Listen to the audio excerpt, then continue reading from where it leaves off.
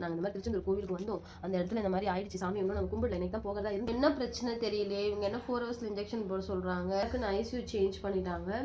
அப்படியேமா சொல்கிறேன், இது என்னமோ தலைவலி வயிற்று வலி மாதிரி தாங்க நான் நினச்சேன். டேப்லெட் போடலன்னு இந்த மாதிரி ஆயிடுச்சுங்களா, என்ன டாக்டர் சொல், ஒருவேளை நாங்கள் ட்ராவல் பண்ணி போகணும் அதனால எதனா இஷ்யூ ஆயிருக்குமா, இவங்களுக்கு வந்து எந்த பேட் ஹேபிட்ஸும் கிடையாது, ட்ரிங்க்ஸோ இல்லை ஸ்மோக்கிங்கோ இல்லை வேறு எந்த ஹேபிட்ஸுமே இவருக்கு கிடையாது.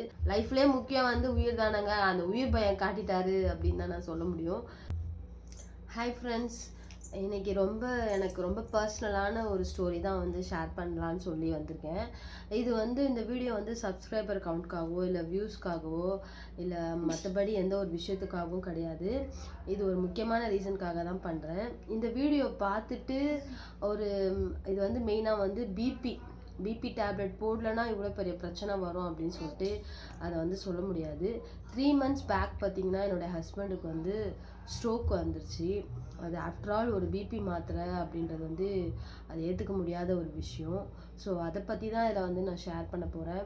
இதை பார்த்துட்டு யாராவது பிபி டேப்லெட் போடுறீங்க இல்லை அதை மிஸ் பண்ணலாம், இதெல்லாம் ஒரு சாதாரண விஷயம் அப்படின்னு நினைக்கிறவங்க இந்த வீடியோ பார்த்துட்டு கண்டிப்பாக வந்து நீங்கள் அதை ஃபாலோ பண்ணணும்னு நான் சொல்கிறேன். சரி, நம்ம என்ன ஸ்டோரின்னு சொல்லிட்டு உள்ளே போய் பார்க்கலாம் வாங்க. அந்த அன்னைக்கு மார்னிங் என்ன ஆயிடுச்சு அப்படின்னு பார்த்தீங்கன்னா, அன்றைக்கி வந்து ஆக்சுவலி நாங்கள் வந்து திருச்செந்தூர் போயிருந்தோம். நாங்கள் இங்கே சென்னையில் கிடையாது, திருச்செந்தூர் வந்து சாமி கும்பிடலாம் அப்படின்னு சொல்லி போயிருக்க நேரத்தில் தான் இந்த மாதிரி ஆயிடுச்சு. அந்த ப்ராப்ளத்தை ஃபேஸ் பண்ணது வந்து இன்ன வரைக்குமே என்னால் அது ஒரு மறக்க முடியாத ஒரு விஷயம் தான் நான் சொல்லுவேன்.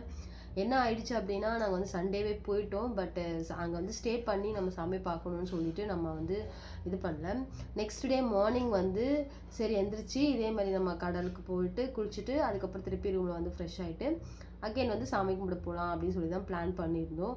எப்போ போல் நைட் நல்லாவே தூங்கிட்டு காலையில் வந்து 6:30க்கு அவங்க தான் எழுந்துட்டு வாஷ்ரூம் தான் போனாங்க. வாஷ்ரூம் போயிட்டு வெளியே வரக்குள்ளவே ஒரு மாதிரி தடுமாறிட்டே நடந்து வந்தாங்க. நான் வந்து சொன்னேன், எப்பவும் நடைப்படுத்திட்டு இல்லைப்பா வாப்பா நான் பார்த்துக்கிறேன் அப்படின்னு சொன்னேன். பட் அவர் வந்து பேசுறது வந்து ஒரு மாதிரி குளறாச்சு. எனக்கு தூக்கத்தில் எனக்கு ஒன்றுமே தெரியல. அப்புறம் வெளியில் நடந்தே வர முடியாமல் அப்படியே வந்து பெட்டு மேலே வந்து அப்படியே விழுந்துட்டாங்க. என்ன நடக்குது ஏது நடக்குதுன்னு ஒரு நிமிஷம் ஒன்றுமே புரியல எனக்கு. அதுக்கப்புறம் என்ன ஆயிடுச்சுன்னு தெரியலையேன்னு சொல்லிட்டு டக்குன்னு பெட்டு மேலே இருந்து அவரை வந்து நல்லா மேலே தூக்கி படுக்க வச்சோம். மேலே தூக்கி படுக்க வச்சுட்டு என்ன பண்ணுறது தெரியல, வெறும் அழுக மட்டும் தான் வருது. என்ன பண்ணணும் என்ன பிரச்சனைன்னு எனக்கு முதல்ல டயக்னோஸ் பண்ண முடியல. வெறும் மயக்கம் போட்டு விழுந்துட்டாங்கன்னு சொல்லிட்டு அதுக்கப்புறம் கடகடன்னு போயிட்டு ரிசப்ஷனில் போயிட்டு இந்த மாதிரி டாக்டர் யாராவது இருக்காங்களா அப்படின்னு சொல்லி விசாரிக்கக்குள்ள அவங்க என்ன ஆச்சுமா, நாங்கள் இல்லை இந்த மாதிரி மயக்கம் போட்டு விழுந்துட்டாங்க என்னன்னு தெரியல அப்படின்னு சொல்லிட்டு நாங்கள் வந்து சொன்னோம். அவங்களும் டக்குன்னு வந்தாங்க. வந்து பார்த்துட்டு அவங்களுக்கும் என்னன்னு தெரியல, ஆம்புலன்ஸ்க்கு கால் பண்ணிட்டாங்க, கவர்மெண்ட் ஆம்புலன்ஸ்க்கு. அதுக்கப்புறம் ஆம்புலன்ஸ் வந்துச்சு. ஆம்புலன்ஸில் ஏற்றிட்டாங்க, கவர்மெண்ட் ஹாஸ்பிட்டலுக்கு கொண்டு போயிட்டாங்க. இதில் ஆக்சுவலி என்னென்னா நான் இவங்க பாப்பாங்க 2 பேர் அண்ட் எங்கள் அம்மா, எங்கள் 5 பேர் தான் வந்து போயிருந்தோம். இதை வந்து எக்ஸ்பெக்ட் பண்ணலை இப்படி ஒன்று நடக்கும்னு சொல்லிட்டு. ஆம்புலன்ஸ் வந்து கொண்டு போயிட்டாங்க. அப்புறம் வந்து கிட்ஸ் வந்து ரூமில் இருந்தாங்க. நான் வந்து அவர் கூட போயிட்டு என்ன நடக்குதுன்னே புரியல, வெறும் அழுக மட்டும் தான் வருது. என்னடா நடக்க போகுது, என்ன பிரச்சனை ஒன்றுமே புரியலையே, இவங்களும் அதில் ஸ்ட்ரக்சரில் படுக்க வச்சுருக்காங்க, என்ன பண்ணுறது, நான் யாரும் பிடிச்சிட்டு அழுதுகிட்டே வரேன், கடவுளே என்ன இது, உன்னை பார்க்க வந்த இடத்துல என்னை எங்களை இந்த மாதிரி பண்ணிட்டே, என்ன பிரச்சனைன்னு தெரியலையே அப்படி இப்படின்னு சொல்லிட்டு நான் புலம்பிட்டே வரேன் என்ன நடக்குதுன்னு. இப்போ கவர்மெண்ட் ஹாஸ்பிட்டல் கொண்டு போயிட்டாங்க. ஆனால் உண்மையிலே சொல்கிறேன், எனக்கு ஒரு பெரிய டிசப்பாயிண்ட் என்னென்னா, திருச்செந்தூரில் அந்த கவர்மெண்ட் ஹாஸ்பிட்டல் வந்து சரியாகவே ரெஸ்பான்ஸ் பண்ணவே இல்லை. ரொம்பவே கஷ்டமாக இருந்துச்சு. என்ன பண்ணுறதுன்னு தெரியாமல் நின்றுட்டு அழுதுட்டு இருக்கும்போது ஆம்புலன்ஸ் ஆனால் சொன்னாங்க, ப்ரைவேட்டுக்கு கொண்டு போகிறேன் நீ சொல்லிவிடுமா அப்படின்னாங்க. சரிங்க ஓகே மேம், நான் ப்ரைவேட்டுக்கு கொண்டு போகிறேன் டாக்டர் அப்படின்னு சொன்னோன்னே டக்குன்னு ஒரு ஃபார்ம் வாங்கி அதில் எழுதி சைன் வாங்கிட்டு அது ஏதோ ஒரு ஓபி சீட் மாரி போட சொன்னாங்க. அதை போட்டுட்டு வந்து கொடுத்தோன்னே அதுக்கப்புறம் எனக்கு யாருன்னு தெரியாது, ஏன்னா நம்ம புது இடம் ஃபஸ்ட் டைம் போயிருக்கோம், தெரியாதுன்னொன்னே அவங்க என்ன சொன்னாங்க, சரிம்மா இன்னொரு ஆம்புலன்ஸ் டிரைவர் கால் பண்ணியிருக்கேன், அவங்க வந்துட்டுருக்காங்க. அப்போ இவர் வரமாட்டேன்ட்டார். அண்ணா எனக்கு இங்கே யாருமே தெரியாது, நீங்களும் வரணும் எப்படின்னா, இல்லை அவர் நல்லா பார்த்துப்பாரு, ஒன்றும் பிரச்சனை இல்லை, என்னை மாதிரி நல்லா பண்ணிப்பாங்க அப்படின்னு சொன்னாங்க. அது ஒரு தைரியத்தில் என்ன பண்ண, சரி ஓகே வெயிட் பண்ணிட்டே இருக்கேன், வரவே இல்லை. அதுக்கப்புறம் கொஞ்ச நேரம் கழிச்சு வந்தாங்க.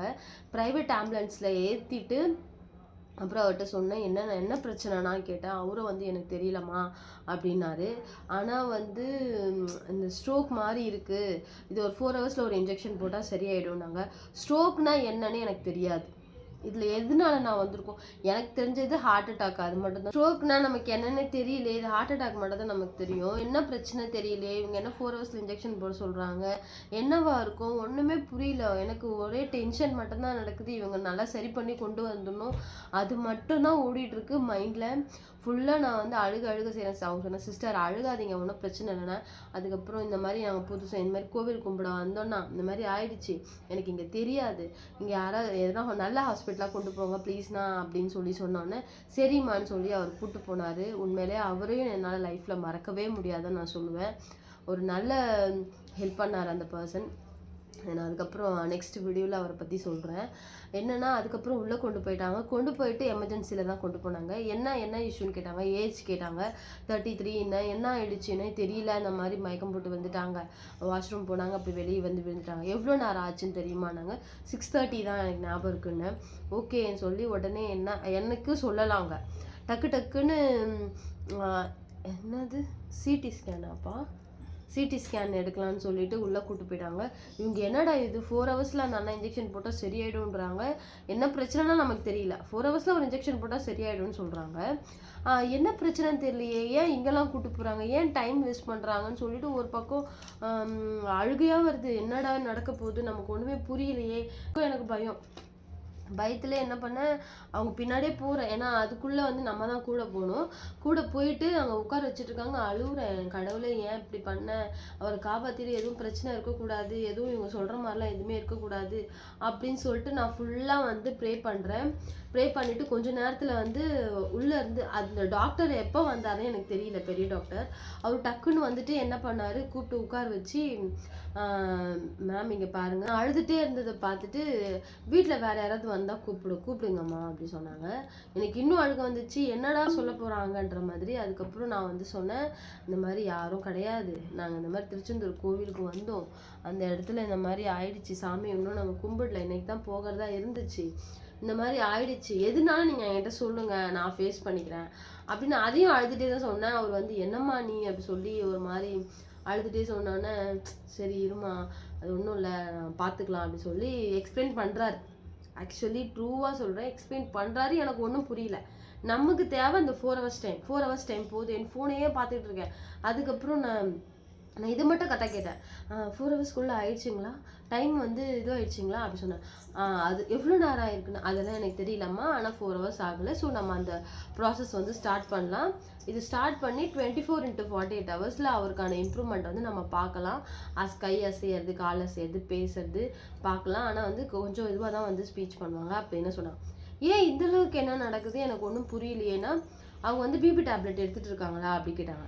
ஆமாம் டாக்டர், எவ்வளோ நாளாக இருக்குன்னு தெரியல, இந்த லாஸ்ட்டு மார்ச் மந்த்து தான் வந்து நான் டயக்னோஸ் பண்ணேன். அதுக்கப்புறம் டேப்லெட் கொடுத்தாங்க, கரெக்டாக 1 மந்த் கரெக்டாக போட்டாங்க. லாஸ்ட் 1 வீக்காக வந்து போடல டாக்டர் அப்படின்னு சொன்னேன். சத்தியமாக சொல்கிறேன், இது என்னமோ தலைவலி வயிற்று வலி மாதிரி தாங்க நான் நினச்சேன். ஆனால் வந்து இது இந்த விதத்தில் வந்து கொண்டு வந்து முடியும் நான் நினச்சி கூட பார்க்கல. அதுக்கப்புறம் பார்த்தீங்கன்னா இப்போ இதனால தான் ப்ராப்ளம் வந்திருக்குன்னொடனே எனக்கு ரொம்ப அப்படியே ஷாக்கிங்காக தூக்கி போட்டுச்சு. பிபி டேப்லெட் போடலன்னு இந்த மாதிரி ஆயிடுச்சுங்களா, என்ன டாக்டர் சொல்கிறீங்கன்னா, ஆமாம் பிபி டேப்லெட் போடாதனால தான் ஆயிடுச்சு. ஆக்சுவலி என்னென்னா போடாமே இருக்கலாம், பிரச்சனை கிடையாது. ஒன்ஸ் வந்து டயக்னோஸ் பண்ணிவிட்டு பிபி டேப்லெட் நம்ம எடுத்துட்டு அதுக்கப்புறம் வந்து நம்ம வந்து ஸ்டாப் பண்ணோம் அப்படின்னா அது வந்து பிரச்சனையில் கொண்டு போய் முடியும் அப்படின்னு வந்து சொன்னாங்க. உண்மையிலே வந்து எனக்கு ரொம்ப ஷாக்கிங்காக தான் இருந்துச்சு. சரி ஓகே, நெக்ஸ்ட் ப்ராசஸ் என்ன பண்ணுறாங்கன்னு சொல்லிட்டு டக்குன்னு கொண்டு போயிட்டாங்க. எமர்ஜென்சியில் வார்டில் கொண்டு போயிட்டு என்ன பண்ணாங்கன்னு தெரியல. நான் வெளியே தான் இருந்தேன். எனக்கு ஆக்சுவலி சொல்ல போனால் எனக்கு வெறும் அழுக மட்டும்தான் வருது. யாரும் எனக்கு மாரல் சப்போர்ட்னு அங்கே யாரும் இல்லை அந்த டைமு. நான் வீட்டுக்கும் இன்ஃபார்ம் பண்ணோம், அங்கே வீட்லேயும் எல்லாருக்குமே இன்ஃபார்ம் பண்ணோம். நான் என்ன பண்ணுறது தெரியல, எப்படி நான் சொல்லுவேன்னு தெரியல. என் வீட்டுக்கும் இன்ஃபார்ம் பண்ணணும். நெக்ஸ்ட்டு நான் வந்து என்னுடைய சைடு ஃபினான்ஷியல் சைடும் ரெடி பண்ணணும். குழந்தைங்களும் என்ன பண்ணுறாங்கன்னு பார்க்கணும். இவ்வளோ வந்து என் மண்டைக்குள்ளே ஓடிக்கிட்டு இருக்கு. மெயினாக இவர் வந்து நான் ரெக்கவர் பண்ணி பழைய மாதிரி கொண்டு வரணும். அதுதான் என் மைண்டில் ஓடிட்டு இருந்தது. வெளியே உட்காந்து இந்த ஸ்டெப்ஸு ஸ்டார் கேஸு அங்கே வெளியே சிட் அவுட்டு அங்கே உட்காடுறேன் இங்கே உட்காடுறேன் மெடிக்கல் அது இது சொல்கிறாங்க, மெடிக்கல் போய் வாங்கிட்டு வரேன் சொல்கிறாங்க, மெடிக்கல் போயிட்டு வரேன். இது மட்டும் தான் போடிக்கிட்டு இருக்கு. மீதி இருக்க டைமு அப்புறம் டக்குன்னு ஐசியூ சேஞ்ச் பண்ணிட்டாங்க. அப்போ இன்னும் எனக்கு ரொம்ப அழுக வந்துச்சு. எதனால ஐசியூன்னு சொல்லிட்டு அப்போ அவங்க சொன்னாங்க மாதிரி ரூம்ஸ் வந்து இல்லை, ஸோ ஐசியூவில் வச்சு தான் நாங்கள் வந்து இது பார்ப்போம்னோன்னா அப்போ கொஞ்சம் அது நம்ம திருப்திக்காக சொன்னாங்களா இல்லை என்னன்னே எனக்கு புரியல. அதுக்கப்புறம் அங்கே தான் வச்சுருந்தாங்க 24 ஹவர்ஸ்க்கு அப்புறம். ஆனால் ஆஃப்டர்நூன்னா நெக்ஸ்ட் டே தான். ஆமாம், நெக்ஸ்ட் டே ஒன் டே ஃபுல்லாமே நான் பார்க்கல, சும்மா போயிட்டு மட்டும் வந்தேன். அங்கே அழுகுறேன் ரேம்பில், எல்லா இடத்துலையுமே உட்காந்து கத்தி அழுகுறேன். எல்லாம் பார்க்குறவங்களாம் ஒரு மாதிரி பார்த்தாங்க. என்னமோ பண்ணுங்க, எனக்கு ஒன்றும் பிரச்சனை இல்லை, எனக்கு என் வீட்டுக்கார் வேணும்னு சொல்லியே நான் அழுதேன். அந்த அந்த இது வந்து என்னால் மறக்கவே முடியாது. இப்போ நான் சொல்லும் போது கூட எனக்கு அந்த ரேம்போ அந்த படிக்கட்டோ எல்லாமே எனக்கு ஞாபகம் வருது. அதுக்கப்புறம் எல்லாருக்கும் நான் வீட்டுக்கு இன்ஃபார்ம் பண்ணுறேன். ஆப்வியஸாக எல்லாமே வீட்டில் வந்து திட்ட தான் செய்வாங்க. திட்டினாங்க, ஓகே நம்ம செஞ்ச தப்பு தான் சொல்லிட்டு நானும் இது பண்ணிவிட்டு அப்புறம் எங்கள் வீட்டு சைடு ஃபுல்லாமே இன்ஃபார்ம் பண்ணி எங்கள் அக்காவை வந்து வர சொல்லி ஃபினான்ஷியல் வைஸ் அவங்க வந்து ரெடி பண்ண சொல்லிட்டேன். ஏன்னா என்கிட்ட வந்து அப்போ பைசா இல்லை, இவ்வளோ இந்த அளவுக்கு ஆகும்னு நமக்கு தெரியாது. அதனால வந்து நம்ம எல்லாத்துக்குமே ரெடி பண்ணணும் அமௌண்ட்டு, நம்மகிட்ட அமௌண்ட்டு கிடையாது. ஆனால் உண்மையில் ஒரு விஷயம் சொல்லணும், ஹாஸ்பிட்டலை பற்றி எனக்கு வந்து ப்ரெஷர் கொடுக்கல. ஏன்னா நான் தனியாக வந்திருக்கேன்னு சொல்லிட்டு எனக்கு ப்ரெஷர் கொடுக்கல. நான் படத்துலலாம் பார்க்கக்குள்ள நீங்கள் இப்போவே நீங்கள் பே பண்ணணும், பே பண்ணினா எதுவுமே நடக்காது அப்படிலாம் சொல்லுவாங்க. பட் இங்கே வந்து எனக்கு அப்படி ப்ரெஷர் பண்ணல. ஆக்சுவலி சொல்ல போனால் இவருக்கு ட்ரீட்மெண்ட்லாம் ஸ்டார்ட் பண்ணிவிட்டு அப்புறம் என்னை எப்போ கூப்பிடுவாங்கன்னு இருந்தது.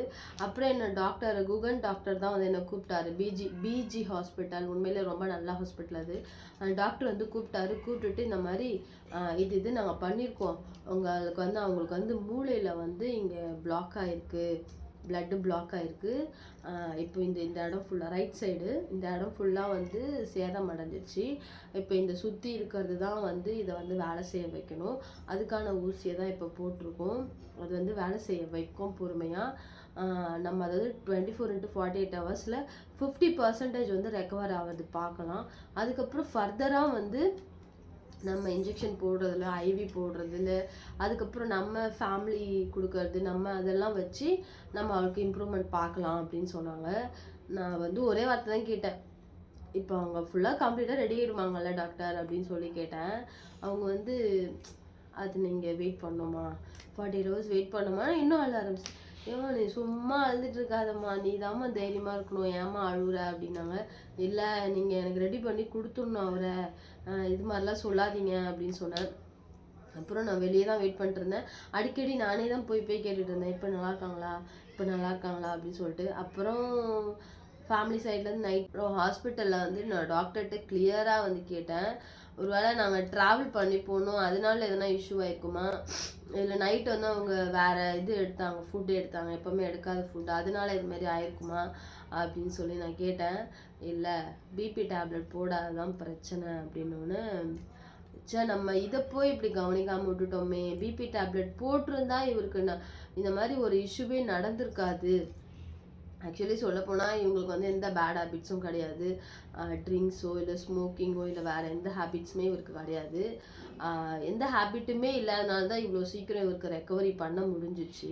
இப்போ ஃபேமிலி சப்போர்ட்டு, அதுக்கப்புறம் டாக்டர் சப்போர்ட்டு, இதெல்லாம் வந்து பண்ணதுனால தான் இந்த அளவுக்கு ரெக்கவர் பண்ணி கொண்டு வந்திருக்கோம். நாங்கள் இன்னும் கொஞ்சம் கூட ரெக்கவர் பண்ணணும். இன்னும் அவங்க வேலைக்கெலாம் ஒன்றும் போகலை. ஏன்னா கைக்கு வந்து இன்னும் கொஞ்சம் நல்லா பவர் வரல. அதனால வந்து பேச்சும் வந்து கொஞ்சம் ஸ்பீச் வந்து கொஞ்சம் குளருது. ஏன்னா இவங்க மெடிக்கல் ரெப் பண்ணுறதுனால டாக்டர்கிட்டலாம் போய் பேசணும். ஆனால் ஸ்பீச் வந்து கொஞ்சம் குளருது அவங்களுக்கு. ஸோ கொஞ்சம் கொஞ்சமாக ரெக்கவர் ஆகிட்டுருக்கு. ஃபேமிலி ஒரு சைடு வந்து நான் ஃபேமிலியும் பார்க்கணும், ஒன் சைடு நான் கிட்ஸையும் பார்க்கணும். ரொம்ப அந்த டேஸ் வந்து இன்னமும் என் மைண்ட்லேருந்து போகல. அது மாதிரி யாருக்கும் நடக்கக்கூடாது. அதுக்காக வேண்டி தான் மெயினாக இந்த வீடியோவே நான் போடுறேன். யாராவது பிபி டேப்லெட்ஸ் போடுறீங்க, இல்லை உங்களுக்கு அதிகமாக டென்ஷன் ஆகுது, பிபி இருக்குன்னா தயவு செஞ்சு போய் ஒரு நியர்பை ஹாஸ்பிட்டலில் வந்து பிபி வந்து செக் பண்ணுங்கள். நம்ம ஃபேமிலியில் யாருக்கா இந்த மாதிரி நடந்துச்சுன்னா அது வந்து எவ்வளோ கஷ்டமாக இருக்கும்னு அது ஃபேஸ் பண்ணுறவங்களுக்கு தான் தெரியும்.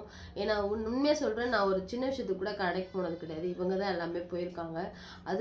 அதில் பார்த்தீங்கன்னா நிறையா வந்து நான் தான் வந்து எல்லாமே பண்ணணும், போகணும் என்னன்னு ரொம்பவே டயர்டாயிட்டேன். ரொம்பவே முடியாமல் போயிட்டேன். ஒரு பக்கம் வந்து இவங்க வந்து நல்லா வேலைக்கு போகும்போது நல்லா டிப் டாப்பாக ட்ரெஸ் பண்ணிவிட்டு நல்லா ஷூலாம் போட்டு பேக்லாம் மாட்டிட்டு கெத்தாக போவாங்க. இப்போ நான் வேலைக்கு போகும்போதோ இல்லை பாப்பா வந்து ஸ்கூல் விட போகும்போதோ இவங்க வந்து அங்கே உட்காந்துருப்பாங்க. அது பார்க்கவே எனக்கு ரொம்பவே கஷ்டமாக இருக்கும். இது எப்படா மாறும், இவங்க எப்படா வந்து சரியாக வந்து போவாங்க அப்படின்ற மாதிரி நிறைய மைண்டில் ஓடிட்டே இருந்துச்சு. உண்மையிலே அது வந்து எனக்கு ரொம்பவே கஷ்டமாக இருந்துச்சு. இது மாதிரி வந்து என்னை மாதிரி நிறையா ஃபேமிலி வந்து இருப்பீங்க. ஸோ இது வந்து ஒரு சாதாரண விஷயமா நினைக்காதீங்க தயவு செஞ்சு. ஒன்ஸ் உங்களுக்கு டென்ஷன் ஆகுறாங்க அப்படிலாம் இருந்தீங்கன்னா தயவு செஞ்சு நியர்பை ஹாஸ்பிட்டலில் போய் செக் பண்ணிவிட்டு டேப்லெட்ஸ் வந்து தயவு செஞ்சு கண்டினியூ பண்ணுங்கள். இது வந்து நார்மல் ஸ்கிப் பண்ணுற விஷயம் கிடையாது. இவங்களும் வந்து இவருக்கும் ஆக்சுவலி தெரியல இது வந்து ஸ்கிப் பண்ணால் இந்த அளவுக்கு நடக்கும்னு சொல்லிட்டு. ஸோ இதுதான் வந்து நம்ம ஃபேமிலிக்கு நான் சொல்ல விரும்புறது. ஹெல்த்தியாக சாப்பிடுங்க. பிபி டேப்லெட்ஸ் வந்து கரெக்டாக வந்து எடுத்துக்கோங்க. அதுக்கப்புறம் இது ஒரு சாதாரண விஷயம்னு சொல்லி தயவு செஞ்சு இக்னோர் பண்ணாதீங்க. அண்டு இந்த வீடியோ வந்து யூஸ்ஃபுல்லாக இருக்கணும்னு நிறைய பேருக்கு ஷேர் பண்ணுங்கள். ஷேர் பண்ணி அவங்களும் இதை புரிஞ்சுக்கணும். கண்டிப்பாக பிபி டேப்லெட் வந்து கண்டிப்பாக முக்கியம். அதாவது போடணும்னு இருக்கவங்களுக்கு முக்கியம். ஸோ நாங்கள் வந்து இப்போ ஃபேமிலி சப்போர்ட்னால இப்போ அவர் கொஞ்சம் கொஞ்சமாக ரெக்கவரி பண்ணி கொஞ்சம் கொஞ்சமாக கொண்டு வந்துட்டோம். இன்னும் கொஞ்சம் கூட ஒரு 6 to 8 month கிட்ட அவருக்கு ஆகும். அதுக்குள்ளே நடுவில் ஒரு ப்ராப்ளம் வந்துருச்சு. அது வந்து இந்த வீடியோவில் சொல்ல வேண்டாம். அது வந்து நாங்கள் வேறு ஒன்று இப்போ ஸ்லோவாக ரெக்கவரி ஆயிருக்காங்க. ஒன்றும் பிரச்சனை இல்லை. போக போக ரெக்கவரி ஆகிடுவாங்க. ஸோ நம்ம ஃபேமிலிகிட்ட என்ன சொல்ல விரும்புகிறோம் அப்படின்னா, யாராச்சும் பிபி டேப்லெட்ஸ் எடுக்கிறீங்கன்னா அது மறக்காமல் ஸ்கிப் பண்ணாமல் போட்டு ஹெல்த்தியாக இருங்க. ஏன்னா இப்போ நம்மளும் வந்து உடம்பு சரியில்லாமல் படுத்துருவோம். நமக்கும் அது பிரச்சனை. அண்ட் பார்த்தீங்கன்னா நம்ம கூட இருக்கவங்க இன்னும் கூட வந்து ரொம்பவே சஃபர் ஆவாங்க. ஈவன் கிட்ஸ்லேருந்து பெரியவங்க எல்லாருமே. ஸோ எல்லாருக்குமே இந்த பிரச்சனை. ஒரு ஹெல்த்தியாக நம்ம வாழணும்னு நான் தான் சொல்லுவேன். லைஃப்லேயே முக்கியம் வந்து உயிர் தானங்க. அந்த உயிர் பயம் காட்டிட்டாரு அப்படின்னு தான் நான் சொல்ல முடியும். சரி, ஓகே. வீடியோ வந்து நிறைய பேருக்கு ஷேர் பண்ணுங்கள். நிறைய பேருக்கு வந்து இதை கண்டிப்பாக போய் சேரணும். சொல்லக்கூடாது, மெயினாக வந்து இதை நான் சப்ஸ்கிரைபருக்காகலாம் நான் போட கிடையாது. இது வந்து நான் ரொம்ப நாள் யோசித்து 3 months கிட்டே யோசித்து போடலாமா வேணாமான்ட்டு யோசித்து தான் அதுக்கப்புறமா தான் இப்போ தான் நான் வந்து இந்த வீடியோ வந்து போடுறேன். ஓகே ஃப்ரெண்ட்ஸ், பார்த்துக்கோங்க. ஹாப்பியாக இருங்க. ஹாப்பியாக ஃபேமிலியோடு இருங்க. நெக்ஸ்ட் வீடியோவில் நம்ம இவரோட ஹெல்த்தி பிளான்ஸு, டயட்ஸ் அதெல்லாம் நான் ஷேர் பண்ணுறேன். பார்க்கலாம். ஓகே ஃப்ரெண்ட்ஸ், பாய்.